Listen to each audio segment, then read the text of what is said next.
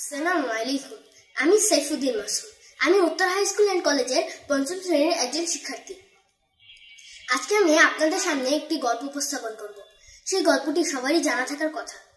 গল্পটি হলো একজন ভিখারি ও রাসূলুল্লাহ সাল্লাল্লাহু আলাইহি ওয়াসাল্লামকে নিয়ে।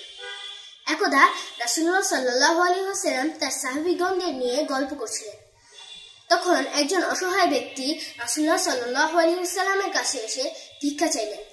রাসূলুল্লাহ সাল্লাল্লাহু আলাইহি ওয়াসাল্লাম তাকে ভিক্ষা দিয়ে বললেন যে, তুমি তো সামর্থ্যবান ব্যক্তি, তুমি ভিক্ষা করছো কেন? তুমি তো চাইলেই উপার্জন করে খেতে পারো।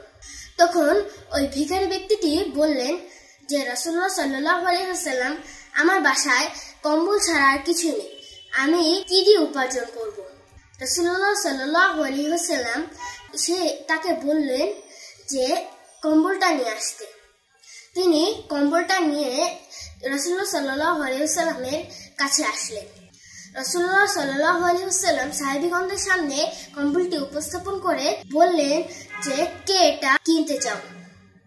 সর্বপ্রথম একজন সাহাবী হাত তুলে বললেন, আমি এটি 4 দিরহামের দ্বারা কিনতে চাই।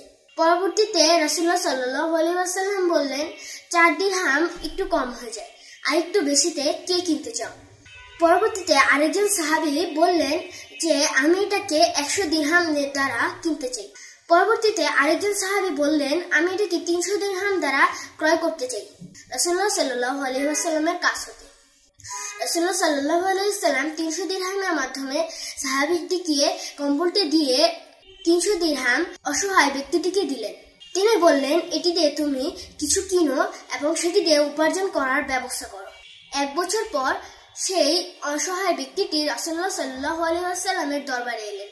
তিনি রাসূলুল্লাহ সাল্লাল্লাহু আলাইহি ওয়াসাল্লামকে বললেন, আপনি আল্লাহর রাসূল, আপনি আমাকে যে পদ্ধতি শিখিয়ে দিয়েছেন তার মাধ্যমে আমি একটি কুঠার কিনে গাছ কেটে আমি এখন একজন সামর্থ্যবান ব্যক্তি।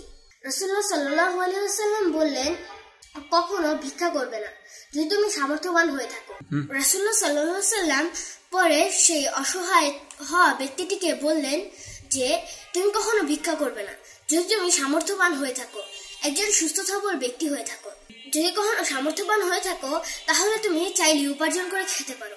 তুমি সবসময় উপার্জন করার চেষ্টা করবে, কখনো মানুষের কাছে ভিক্ষা চাইবে না। এই গল্পটির মূল শিক্ষা হলো, যদি আমরা সামর্থ্যবান ও আমাদের হাত পা সবকিছু থেকে থাকে তাহলে আমরা নিজেরা চাইলে উপার্জন করে খেতে পারি।